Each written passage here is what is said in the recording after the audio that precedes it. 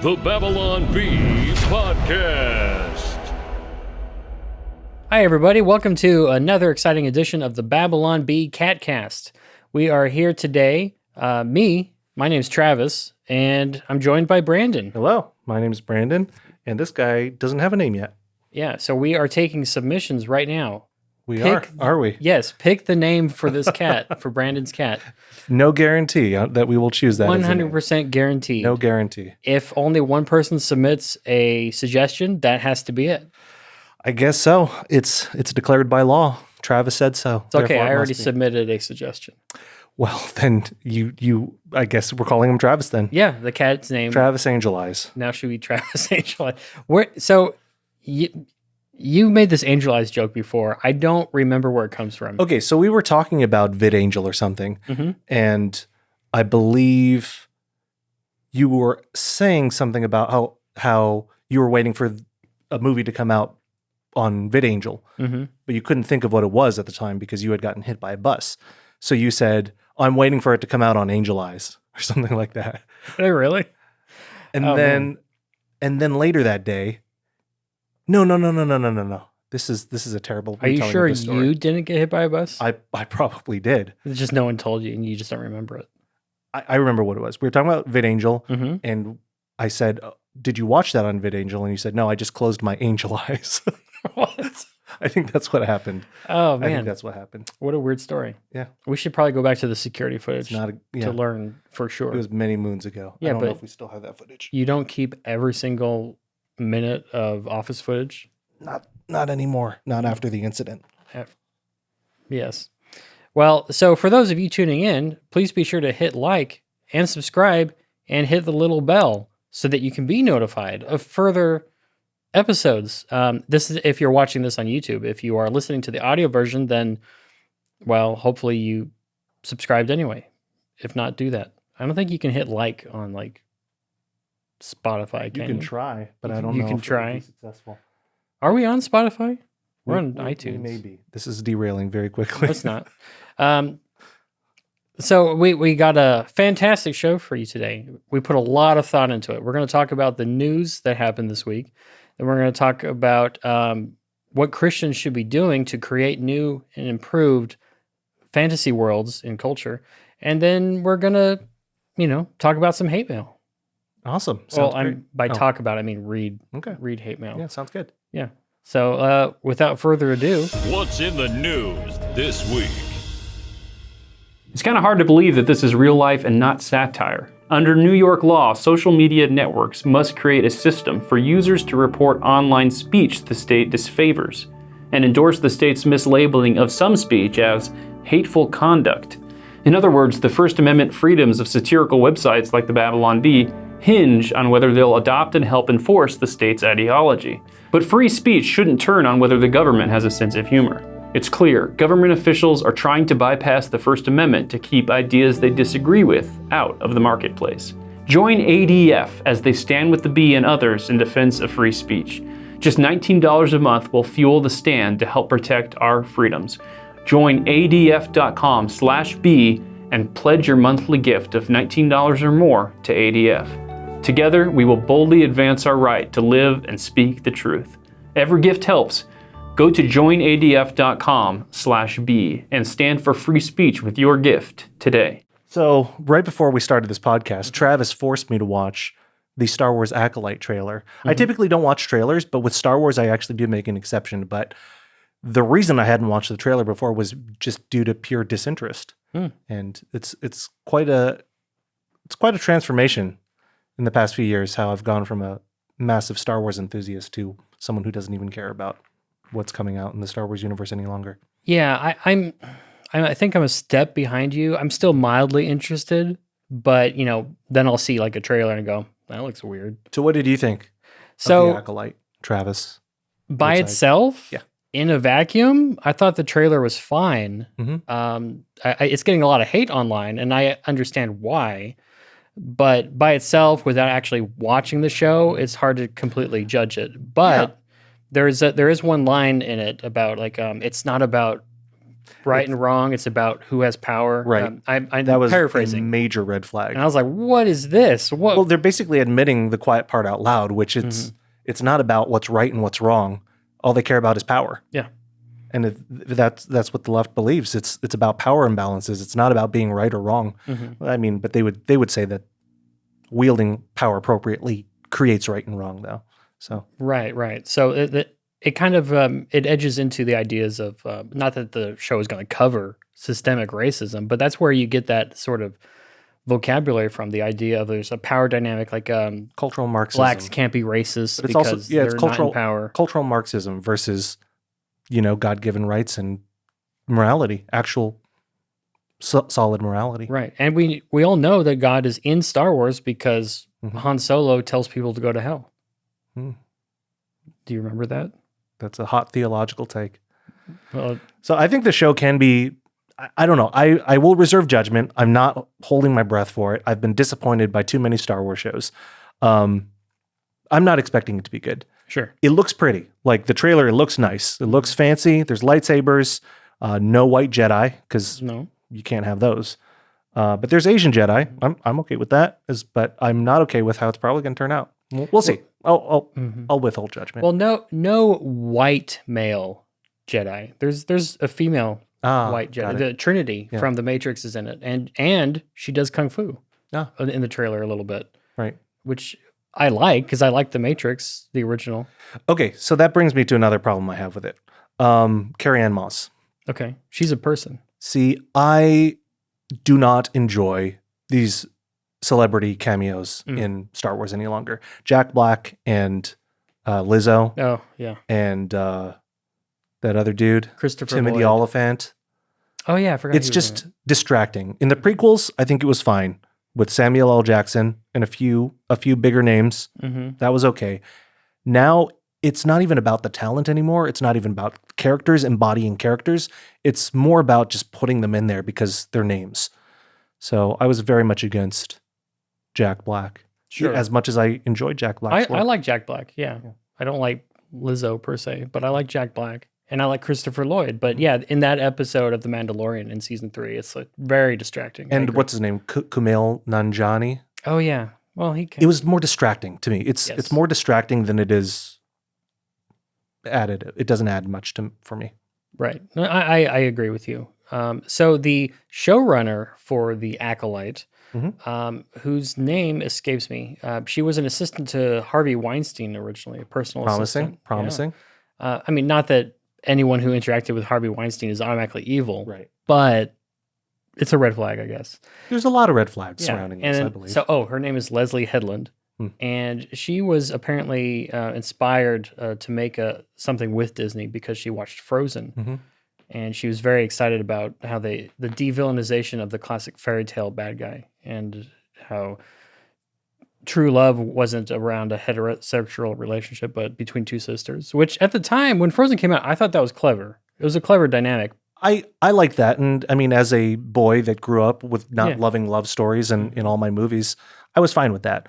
But it just depends where you're trying to end up. And Yeah. What your intention is, because as just doing something different, I thought it was clever. But if the idea is, we want to get away from these sorts of relationships because women are more powerful than men and shouldn't even be beholden to a man, that sort of thing, it's just kind of gross.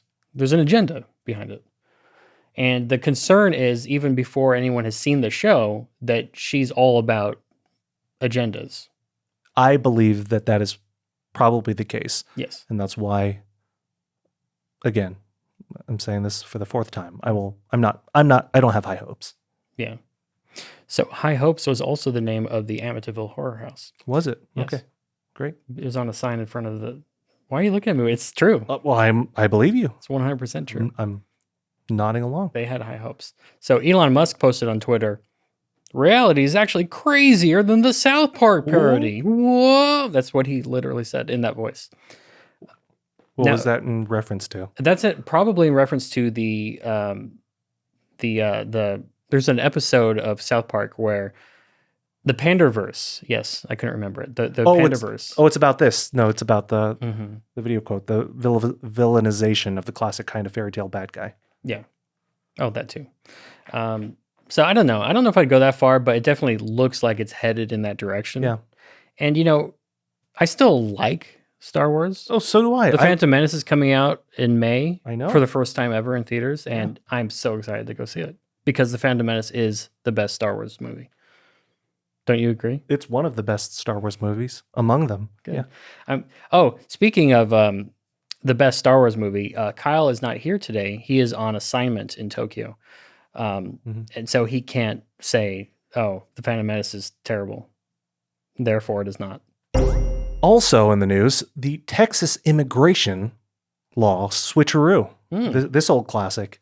So Texas is attempting to enforce the borders themselves since the federal government is being of no help and saying, our job as a sovereign entity is not to be a sovereign entity. So Texas is saying, let's continue being a sovereign entity. And the Biden administration sued them. Yeah. Can you believe that? Can you believe that, Travis? Actually, I can't. The idea that they would even waste time doing that when they're just trying to uphold the law. And then the Supreme Court went, no, you can't do that. They have the right to, deport. They have the right to illegal enforce the immigrants. law as is written. Yeah, no kidding.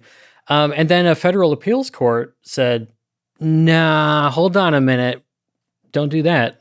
So I don't really understand how that works with the Supreme Court's the highest law in the land, or the highest court in the land. Yes. And a federal appeals court was just like, hold on a minute. So I don't really understand how that works, but my estimation would be that the Biden administration or the Department of Justice is challenging the ruling, and while it's in appeal, they are putting it on hold.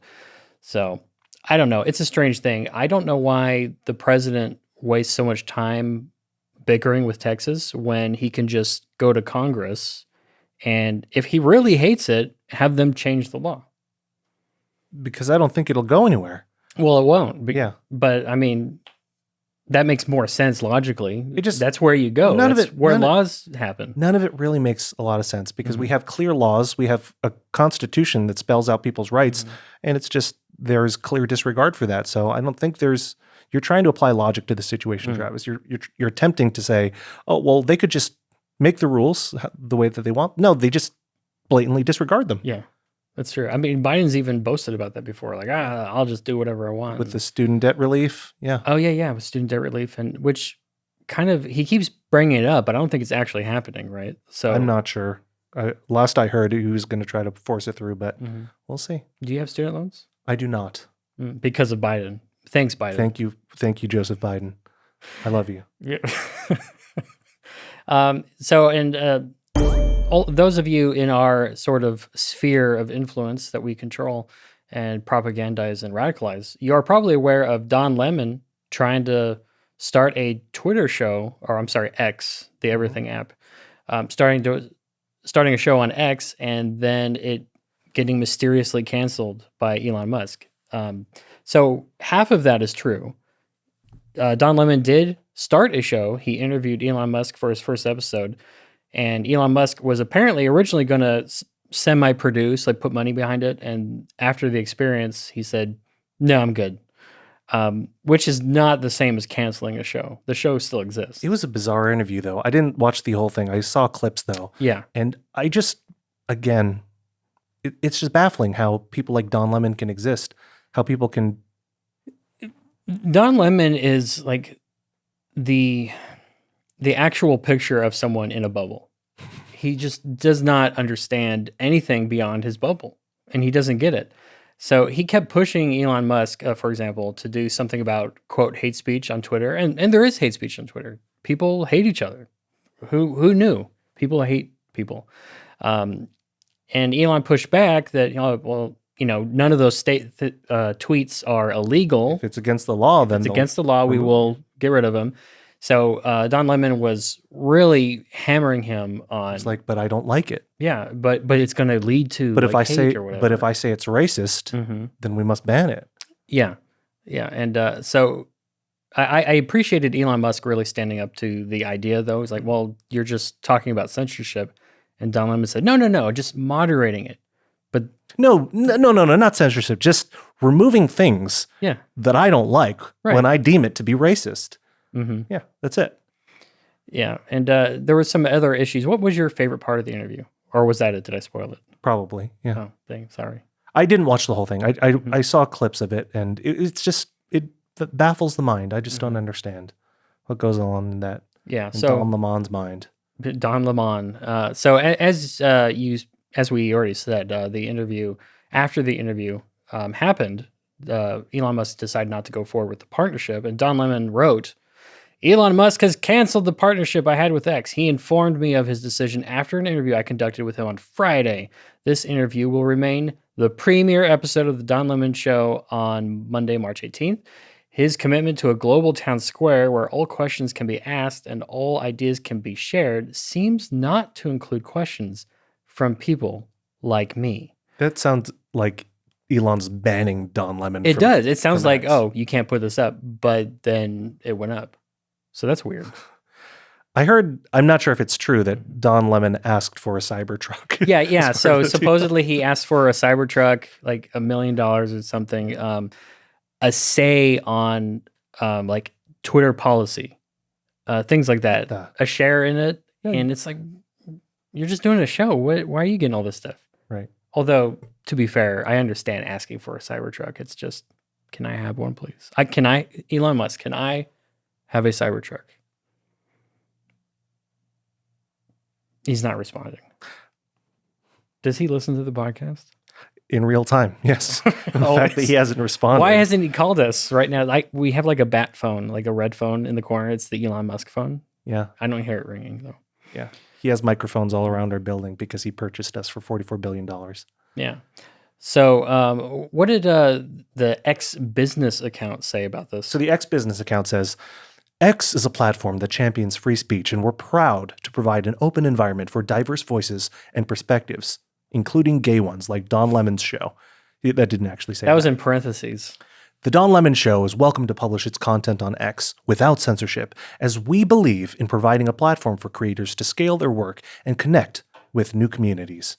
However, like any enterprise, we reserve the right to make decisions about our business partnerships, and after careful consideration, X decided not to enter a commercial partnership with the show. But then a Mark Zuckerberg parody account said, any specific reasons? Because random people need to know everything about a business's decisions today. To which Elon Musk responded. His approach was basically just CNN, but on social media, which doesn't work, as evidenced by the fact that CNN is dying. And instead of it being the real Don Lemon, it was really just Jeff Zucker talking through Don, so it lacked authenticity.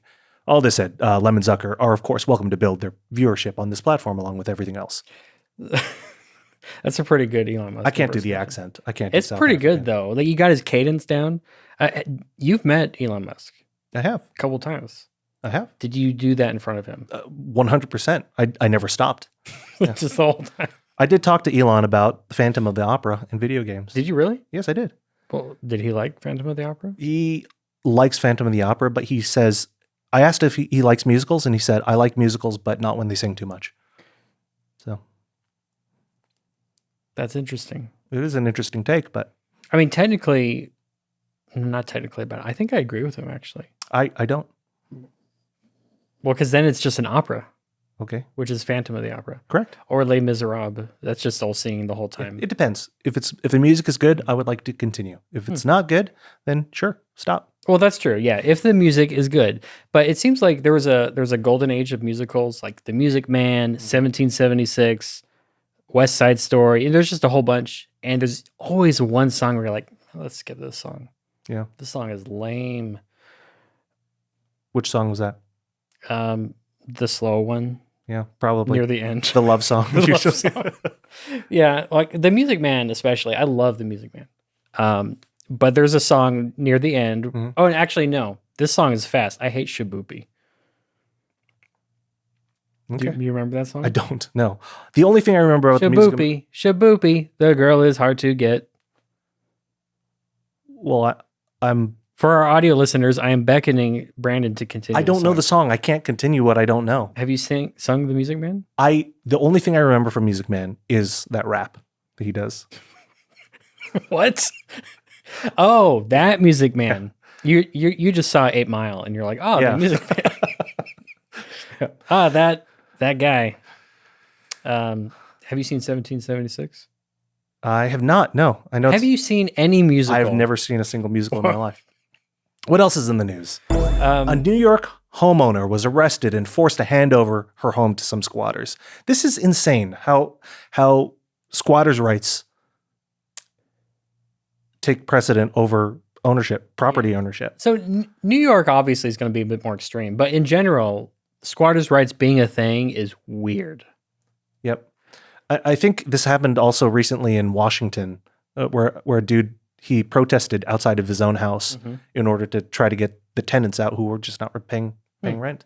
So Andel Andeloro claims that the ordeal erupted when she started the process of trying to sell the home last month, but realized that squatters had moved in and brazenly replaced the entire front door and locks. And not just replaced it, but brazenly replaced it. She got fed up and went to her family's home that she had inherited on 160th Street with the local TV outlet in tow. And on February 29th, called a locksmith to change the lock for her. However, the New York State protects, quote, tenants who have lived on a property for 10 years and New York City squatters after a mere 30 days of occupancy. The law was designed to help prevent long-term tenants from being evicted. New York City's law was partially made in response to vacant and abandoned buildings that were becoming a blight on the city. This is a weird part of law that I cannot wrap my head around at all. Why do squatters get rights ever? It's like I sneak into a Home Depot and I climb up to the highest shelf. If I stay there for 30 days, like, do I get to live there? Yeah, like, that's weird. Or does it have to be a house? If I sneak into someone's attic, like, do you just get to stay there because you hid successfully long enough? That doesn't make any sense to me. No, it doesn't. What am I missing? Travis, explain. You're not missing anything. I mean, well, actually, you're missing, what would the Democrats call it? Nuance, Nuance. Yeah, there's a Compassion? gray area. compassion, here. Compassion. yeah. empathy. Empathy.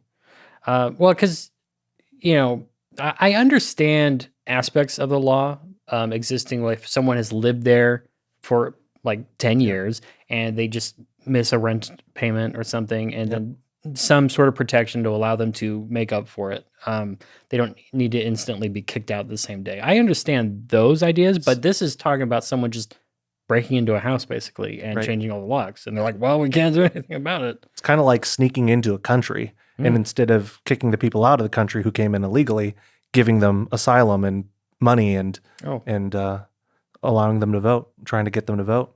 Oh, that sounds like a great country. I should Yeah. go there. Yeah. Where's that? So they ended up arresting the homeowner, and same thing happened in Washington. I do not get this. How is this real life? Is it? Yeah. So how did I think we either missed something in the notes or not, but I don't know why she got arrested For changing the locks. So she changed them back, She changed the locks of her own house. Yeah. and then they're like, "Can't do that." Yep. That's interesting. That is interesting. Well, Now I'm all upset. Travis, why'd you do that? to me? well, okay. So hey, maybe we should take a break from the news then. Okay, sure. And let's talk about something great, like the banger of the week. So as President Biden's first day in office, his administration has pushed policies that embrace abortion on demand, silent speech, and even redefine what it means to be male and female. Join with my friends at Alliance Defending Freedom and be a champion for freedom today. You can help hold the Biden administration and all government officials accountable to the law. ADF is on the front lines, challenging this administration's unconstitutional actions in courtrooms, legislatures, and the public square. They represent everyday Americans like you and me in court, free of charge, when their First Amendment freedoms and God-given rights are being violated. But they can't do it without your help. Just $19 a month will help fuel the fight to protect our freedoms. That's just 63 cents a day. Less than a comic book. Visit joinadf.com/B and pledge your monthly gift of $19 or more to ADF. Is your freedom worth 63 cents a day? That's all it takes to help defend freedom now and for the next generation. Go to joinadf.com/B with your gift today. Banger of the week. So the banger of the week this week, I know we haven't talked about bangers of the week in a while, but the most popular article this week was confused by your husband's cryptic texts? Texts. Texts? Texts. Not tests. text phone messages. Wow, I'm ruining this. Confused by your husband's cryptic texts? Let the Babylon Bee interpret them for you.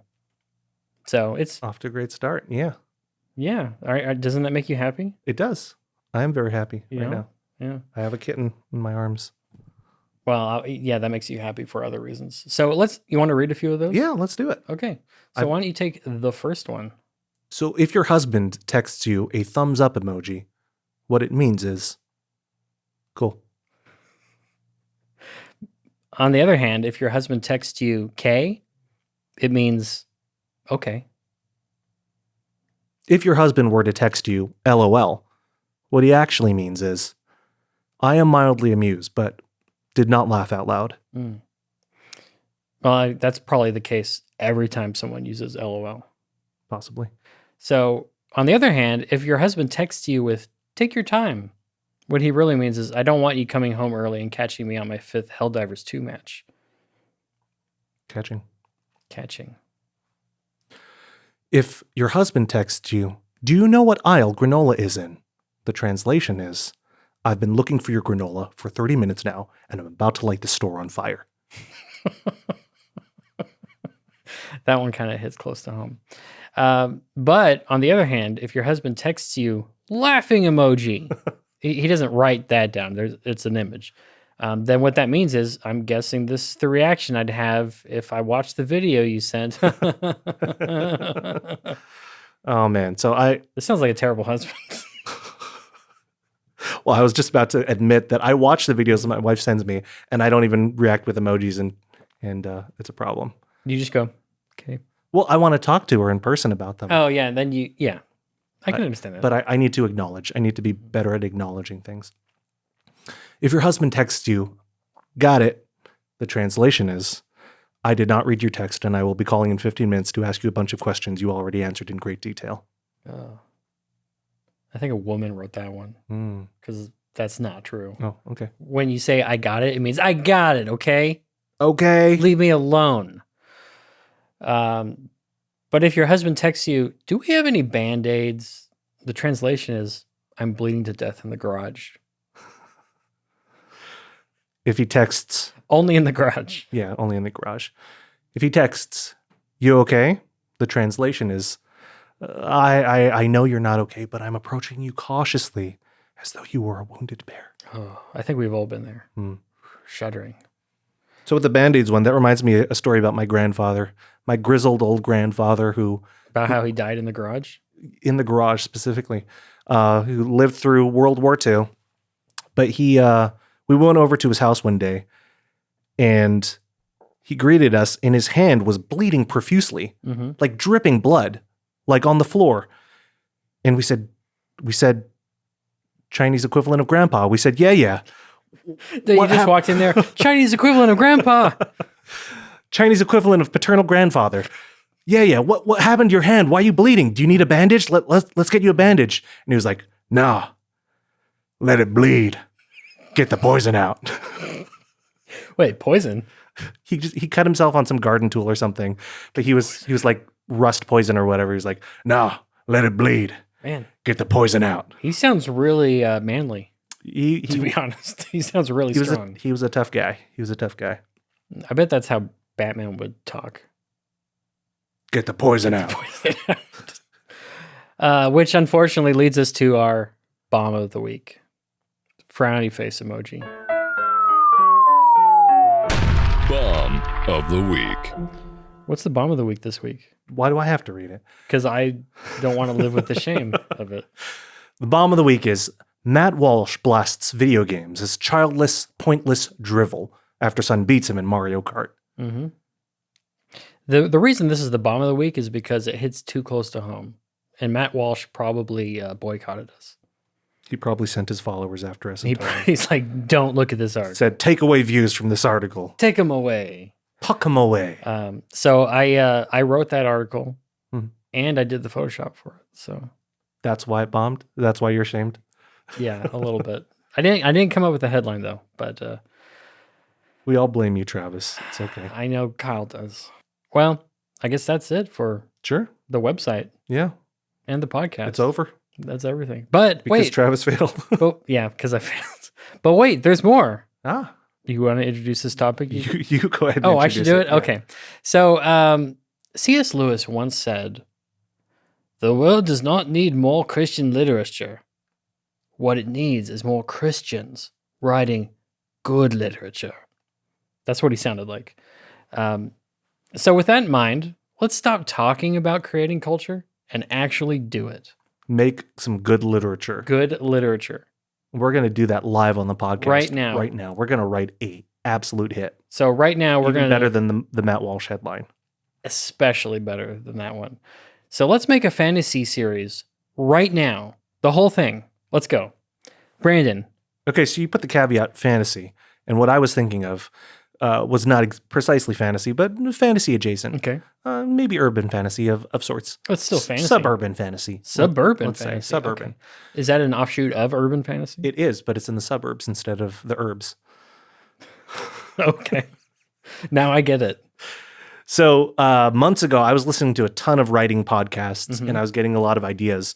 And also a storm had flown in over Southern California. Mm. And a lot of us were prepping our houses for storm readiness. Yeah. Trying to seal doorways, lay out sandbags, redirecting water flow, just in case, Mhm. It turns out it was nothing. Like we got like a bucket of water poured on our house, essentially. That's California. But we were all preparing for it. And as we were preparing for it, I was thinking, what if we were preparing for a deluge of more than just water, Mm. but of something of a more insidious nature? And I thought of a great story idea. Okay. It's called Ghost Storm. Is that all you have with the idea, though? That's the working premise. Ghost Storm. I kind of start that way, too. I start with the title, and I go, that sounds cool. Now let's do it. So it's basically people that live in a universe that's every once in a while ravaged Sure. by storms of malevolent forces, ghosts, what have you. Yeah. And you have to prep your house For ghosts. For ghosts. So ghosts are literally raining from the sky in this case. Or swirling around like ghosts do. Okay. So with that in mind, Mhm. we have a very basic premise. Yep. But obviously, what are we doing with that premise? Like, is someone just living and, ghost, and then that's it? Or So it's kind of like we're seeing a day into the life of this established universe where it's like, at first, we don't know what's going on, but as they're prepping for things, they're like, oh, did you put up the ghost shield? And you sort of learn a little bit more. Maybe not as dumb as ghost shield, well, sure, they have a different name. but it's for it like in that they universe. line their windowsills with salt or something fun like that. I don't know. Yeah, I can see that. Kind of reminds me of, have you ever seen The Purge? It's somewhat like The Purge, where they know that this event is coming up and Yeah. they're preparing for it. Yeah, So you prepare for the ghost storm by, putting salt around your house, doing all sorts of things. I But did- then I did one text. day, I did text Travis about that You many did? months ago. Yeah, I don't and we remember. were brainstorming about Ghost Storm, but he forgot about it. I did. I forget things. Continue. What were you going to say? Well, the idea is that so that's the usual. That's like the normal day. Here's the normal event is there's a ghost storm coming and I'm preparing. But then, you have to put a different element to it. But then one day the ghosts break into the house Yeah, or something like that. That's obviously that has to happen. It doesn't have to. Okay. It could just be a weird Successful background thing. It's successful. Another successful ghost storm. Okay, so I texted you on August 20th of last year, August 20th. and I texted Last you year. Ghost Storm, Is that all you texted and you me? responded awesome. And I said, a family rushes to prepare their house for a once-in-a-year storm that passes through their town, a storm comprised of the deceased souls of the land. Nice. And Travis responded, gross. What if it was just corpses flailing everywhere? I said, has it been done before? Travis said, who can say? And then we were chatting about the premise? storm. I was like, how bad is it up where you are? And you said, not bad at all. We are at Wendy's. I'm glad you. And you sent me a picture of Wendy's. Oh. Yeah. Nice. I said, yeah, when it gets really bad, I might even have to go to Burger King. Oh, that is sad. I don't. Which you actually- responded, all roads lead to Burger King. I Wow. said, is that a metaphor for death? And you said, yes. For the wages of Burger King is death. What? That was our conversation. This is an amazing conversation. That was our conversation. Okay, so Ghost Storm. Protagonist. Let's talk protagonist. Okay. Well, we got to start with. We wanted to. I got it. What? Travis Angel Eyes Woodside, the third. That's a bit on the nose, don't you think? The fourth. That's what I'm going for. Angel Eyes, I'm okay with that. Okay. Is that a nickname or is Derek that his Angel given name? Eyes. Dirk Angel Eyes.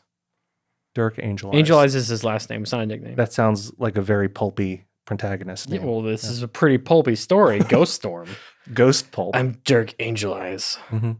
and I've 2 days till retirement. Okay, so the antagonist, would that be Ghost Storm or is there some other more intelligent force behind the Ghost Storm? Well, so here's the thing with Ghost Storm. The idea of a ghost storm, it's setting up like a disaster film, like Twister, in a way. But with ghosts. But well, yeah, obviously with Okay. ghosts. But Yeah, I'm just making sure. my idea, well, not my idea, but my point is that it's kind of like that's the setting. The setting is the ghost storm. Yeah. And something else is happening around it. So there could be a villain like trying to do something in the middle of the ghost storm. We don't want to do something too obvious, like, I'm taking advantage of this ghost storm to rob a bank, because that's been done. There was a movie called The Flood. Or no, Hard Rain. Where they took advantage of a ghost storm to rob a bank. Yeah. So perfect. Is it Ghost Storm? I'm robbing this bank. Christian Slater was in that movie. Nice. And I think Morgan Freeman, oddly enough. Mhm. Spoilers, the bank robbery was not a success. Hmm. A lot of people drowned and it was terrible. Yeah. So the idea is we need to come up with something for the antagonist to do that's not as tropey as I need to rob a bank during a ghost storm. Mhm.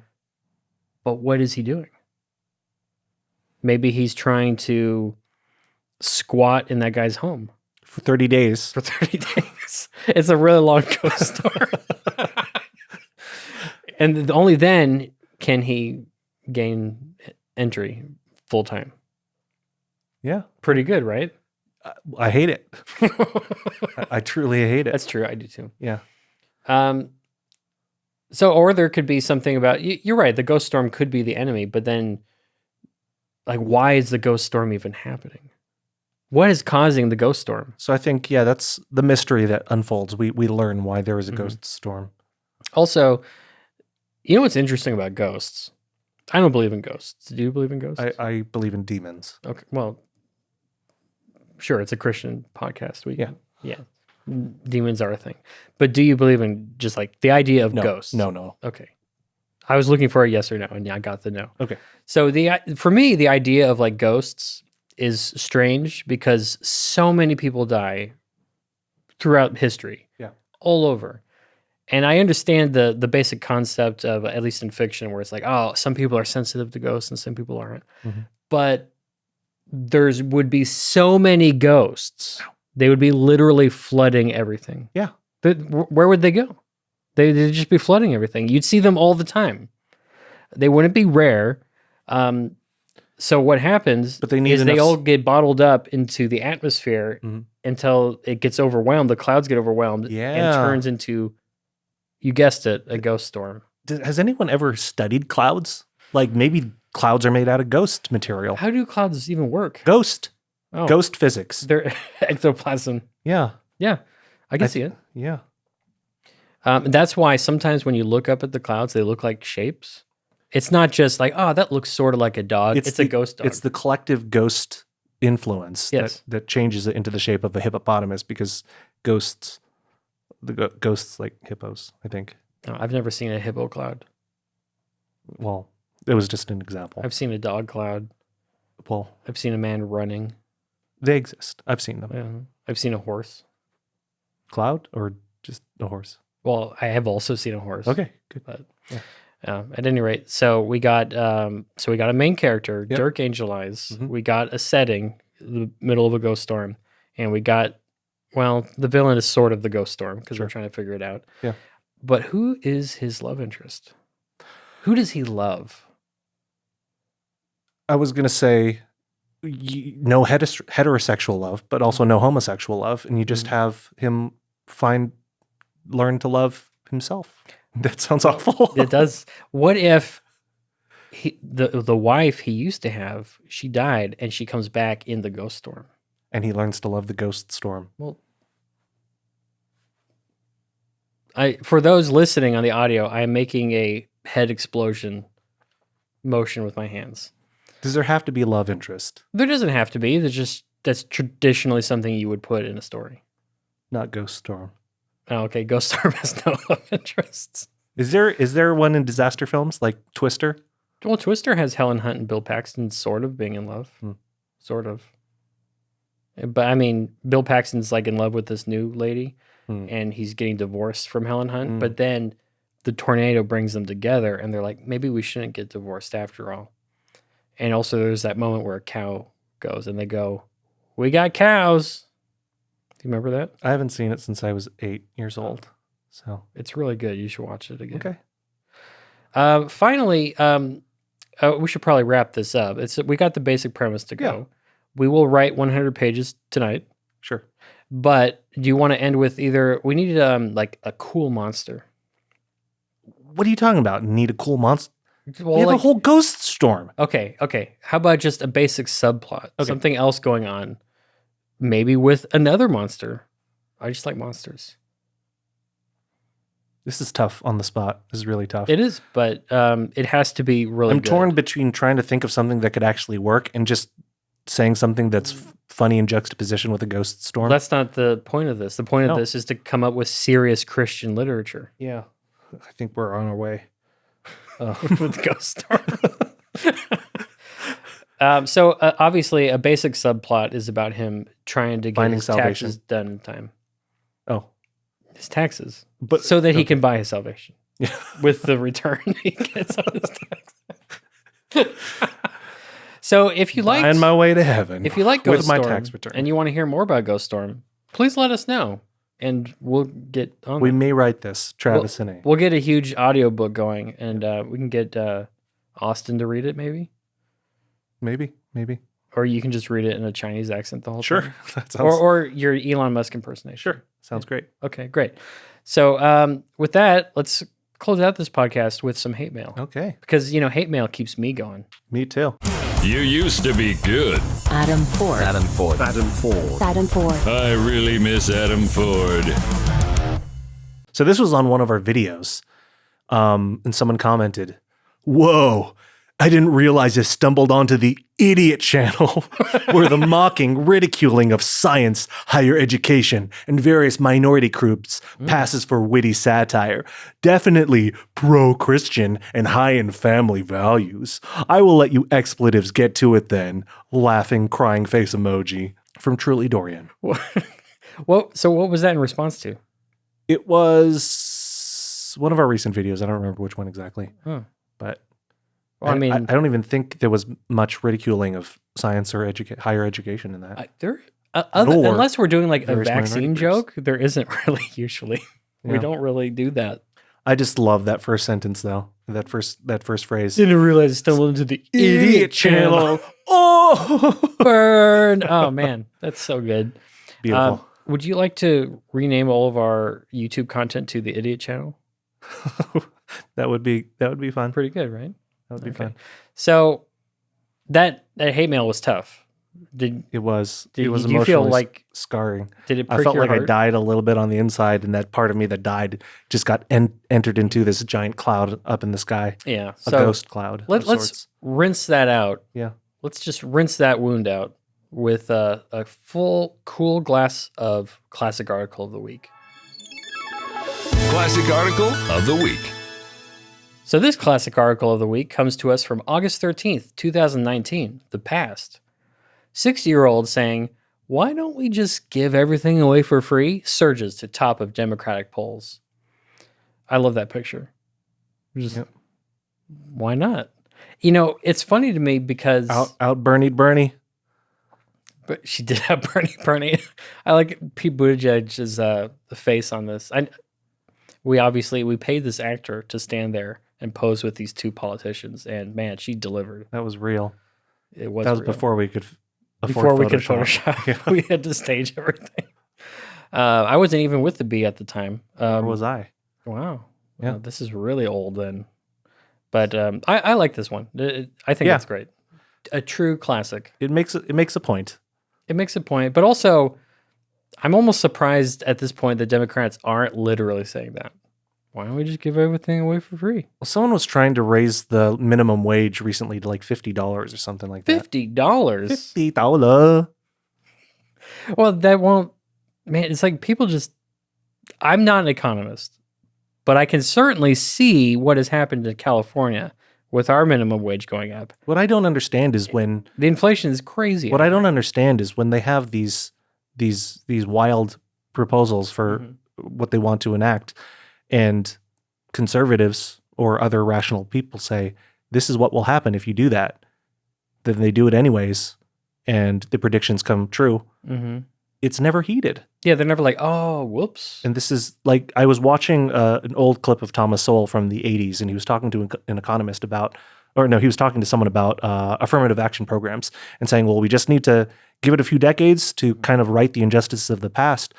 And Thomas Sowell responded, yeah, well, we'll check back in a few dozen years and see where things have led to. And that was a few dozen years ago, and Wow. places have not led to, Things have gotten pretty bad, I think. things have gotten Actually. kind of crazy. What do you think, little Travis? He's not saying anything. Wow. And with that, we bid you adieu. Thanks for tuning in to the Babylon Bee podcast, and stay tuned in the future for more episodes. Maybe with Cat. Look at that stretching cat. Brandon, say goodbye. Bye. All right. Bye.